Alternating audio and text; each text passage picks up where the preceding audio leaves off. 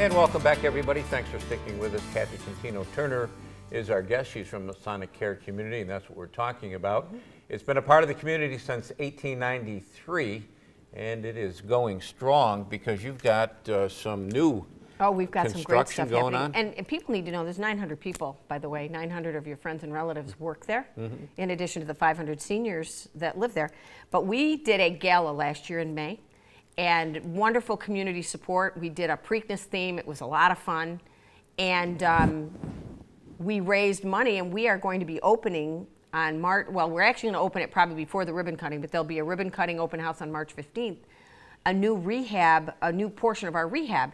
And what's great about this is how it... Is that the picture you sent me, or is that... No, that's the greenhouse. We're going to talk about that too. That's the greenhouse, okay. The rehab is going to, you know, when someone comes and they're in the hospital, you hear about activities of daily life. You want to be able to use your stove and to be able to go up and down stairs. But what rehab hasn't been doing, and we're the only ones that I think in New York State, maybe even in the Northeast, that are going to have this particular concept. How do I get into my car? How do I use an ATM? How do I use the store? Go to the store. One thing, you know those heavy doors when you go in the frozen food department? We're actually going to have a place, it's a grocery store, and we're going to have doors like that where you can do that and practice. We're going to have a car that if you have an SUV, we'll fix it, we'll set it to SUV so you can practice getting in and out of a car. Working on curb cuts, working on walking on different surfaces, whether it be a linoleum or gravel. Nobody has this. So this is very exciting, and we're so excited that the community came out to support this effort. So on March 15th, we're going to do, Chamber's coming, we're going to do a ribbon cutting. But it's very exciting, and we're going to send people home better prepared. When is that going to be open for people to soon? Start using The construction is finishing up. It may be the end of the month. Yeah, okay. Before the end of the month, yeah. You know what that almost reminds me of is all that practice, what they do up at the old Oneida County Airport, where law enforcement comes in there and they have a little village and they practice all their kinds of techniques. Well, think about it though. If you've fallen, I mean, I a few years ago fell in black ice, broke my leg. You don't realize how much you lose just laying around for you know, a week or two or a couple of weeks. So this is allowing our residents who come through our inpatient rehab to gain those skills back and to be comfortable to know that, hey, I can get in and out of a car. Or, hey, I can push the grocery cart at the store. I can use the ATM machine. So there's all those different things. It's going to be like a little village kind of a thing where they can work.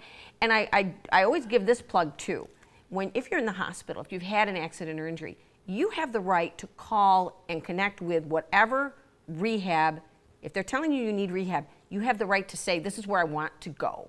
This is where I want to go. So if you want to come to Masonic, you can call us directly. Call us directly, and you know, we can say, you know, do we have a bed? Do we not have a bed? But I always tell people you got to be your own best advocate when it comes to healthcare. Where does the funding for this rehab project come from? This is coming from the gala. So we had a lot of community leaders that came out and support, businesses that came and supported the efforts.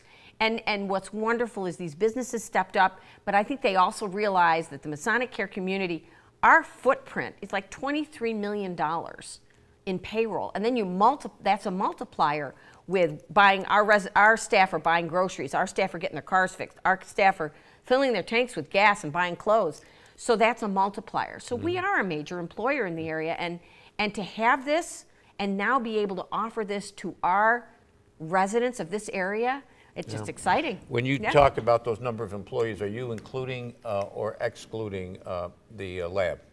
I'm excluding the lab. The lab is not connected with us. So that's even more. We are on not. That yeah, campus. But we are not connected with the lab. They are a separate entity.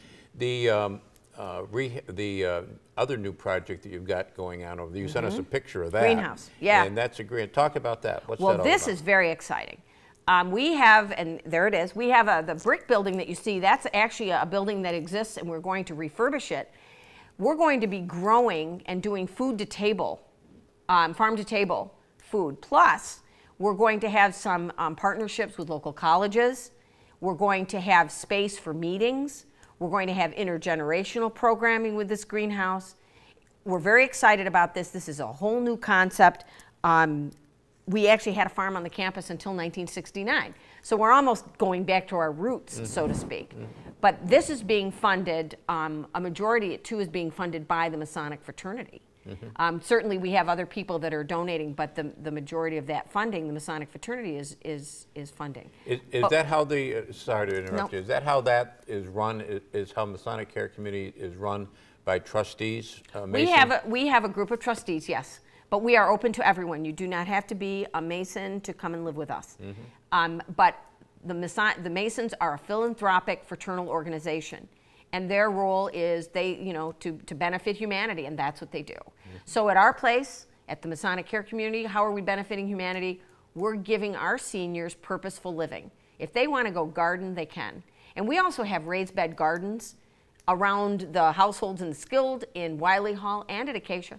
If they want to go garden, they can. And again, it's all that purposeful living. People come to live with us. They don't come because, oh, it's the last stop.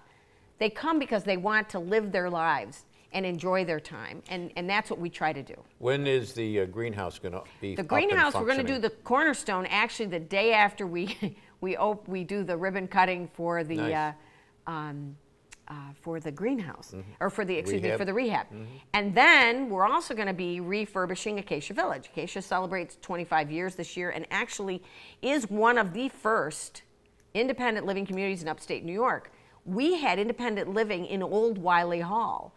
When the kids were gone, we had the building, so they were using the downstairs for adult residential, but upstairs they made apartments so that people could live in apartments, in apartment-style living. And then they decided 25 years ago, well, let's just build Acacia Village. So, and then a few years ago, we added on to Acacia. We are full right now, which is wonderful. It's a wonderful position to be in. But we're going to be refurbishing the community center and redoing the eating options. It's going to look great. Wait till you see it. It's just, the plans look tremendous. And we're also going to be building cottages. In behind, if you've ever been there, if you've been there on a walk, we host a lot of walks. There's a pond behind Acacia, and on the opposite end of the pond, we're going to start with the cottages. In fact, you can get in there from Welch Bush Road. Well, you know, and that's something I always tell people. We have a beautiful campus. We invite you to come walk it. It's safe, it's secure, dawn to dusk. Come, park your car, just no smoking, because that's a New York State law, no smoking on a healthcare campus. But you can come, and we have wildlife, we have deer, we had a family of foxes, we have geese, we have turtles, we have all kinds of things, and it's just a beautiful place to go and walk, or even just sit under a tree. And there's, if I'm not mistaken, Kathy, nonprofits can use those facilities, right? We do have several nonprofits that we partner with, and it's got to be, you know, if the facility's available. We also are open for weddings. Tompkins Chapel's a beautiful place. In fact, I want to talk to you about Tompkins Chapel when we come back from this break. Yep. Kathy Contino-Turner is our guest. Masonic Care Community is the topic. Short break, right back.